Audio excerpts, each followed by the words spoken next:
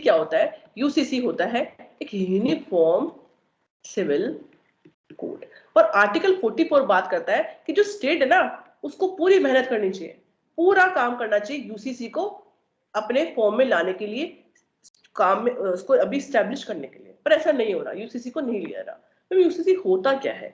UCC का simple मतलब है कि जो सारी लॉ है, जो सारे कोड है, जो सारे लॉ है, कौन कौन से? सिविल लॉ, सारे सिविल लॉ जो है उनको यूनिफॉर्म कर दो, एकजुट कर दो, एक ही कॉपी में बंद कर दो, एक ही क्या वो बनाओ, लॉ बनाओ और एक ही बुक में लिख दो उनको।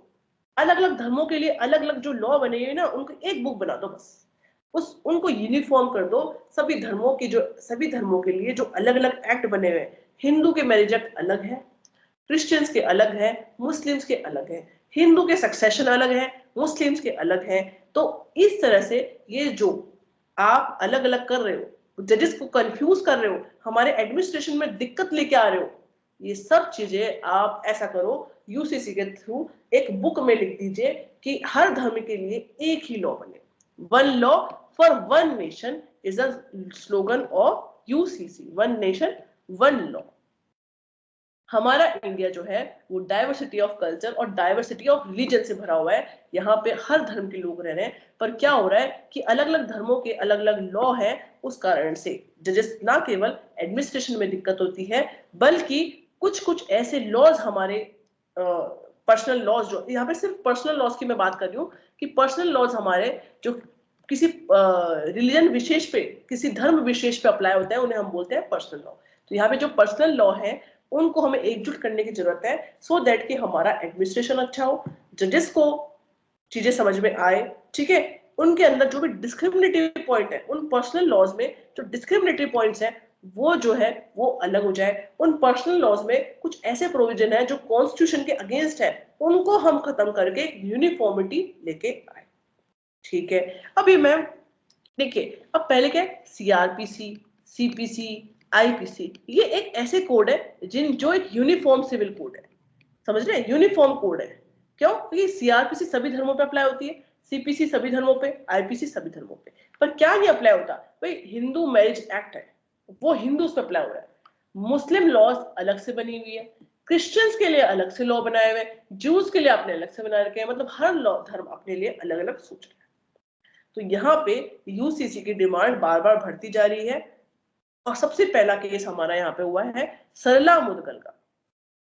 सरला मुदगल, इस केस में सुप्रीम कोर्ट ने बोला कि प्लीज आप सभी, सुप्रीम कोर्ट ने साथ दिया है स्टेट का, गवर्नमेंट का, इस गवर्नमेंट को आके यहाँ पे क्या करना चाहिए, यूसीसी इंप्लीमेंट करना चाहिए, जो कि आर्टिकल 44 में गिवन है। This is a DPSP, not a fundamental.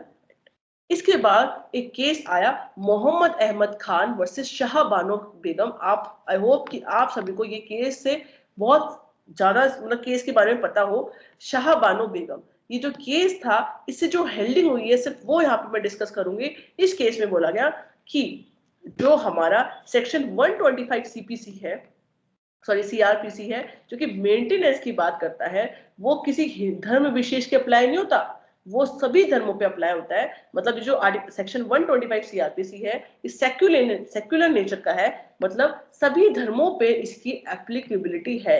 मतलब सभी धर्मों के लोग जो जाके मेंटेनेंस जो है वो 125 सीआरपीसी में ले सकते हैं। यहाँ पे जो केस है, आपको नाम से पता होगा, मुस्लिम्स जो थे उन्होंने केस फाइल किया था मेंटेनेंस के रिगार्डिंग। मुस्लिम्स के लिए जो मेंटेनेंस की लॉ अलग है, हिंदूज के लिए मेंटेनेंस की लॉ अलग है। पर सीआरपीसी के 125 को सीआरपीसी में इसलिए जोड़ा गया 125 को, सो दैट कि जल्दी से जल्दी मेंटेनेंस जो है उन महिलाओं को मिल जाए जिनको पैसे की नीड है, क्योंकि जो पर्सनल लॉज है उनमें बहुत टाइम लगता है। 125 को स्पीडी नेचर का बनाते हुए जल्दी से यहाँ पे मेंटेनेंस देने की बात की गई। अब यहाँ पे शाह बानो बेगम के अगेंस्ट में शाह बानो बोल रही है कि मुझे मेंटेनेंस चाहिए, पर मैं मेरी पर्सनल लॉ से लूंगी तो बहुत टाइम लग जाएगा यहाँ पे, तो ठीक है। तो सुप्रीम कोर्ट ने हेल्ड कहा कि भाई 125 सीआरपीसी में जाओ आप, वो सेक्युलर नेचर का है, सभी धर्मों पे इसकी एप्लीकेबिलिटी है, चाहे हिंदू हो चाहे मुस्लिम हो, कोई सा भी धर्म हो, 125 सीआरपीसी के थ्रू जल्दी से जल्दी मेंटेनेंस ले सकता है, ठीक है। तो यहाँ पे यूसीसी के बारे में मैं आपको एक सजेशन दूंगी, एक लिंक शेयर कर देती हूँ मैं आपको यूसीसी का, प्लीज जरूर से पढ़ना यूसीसी, क्योंकि यूसीसी आपके लिए बहुत इंपॉर्टेंट है। मेंस का क्वेश्चन, मेंस का जो ऐसे राइटिंग होगा पक्का बनेगा। और जो केस मैंने डिस्कस किए सरला मुदगल का और एक मोहम्मद अहमद खान वर्सेस शाह बानो बेगम का, वो केस पे भी आपको ध्यान रखना है कि ये केस बहुत इंपॉर्टेंट है। मैंने मेंशन कर दी ये सारी चीजें, यहाँ पे देखते हैं।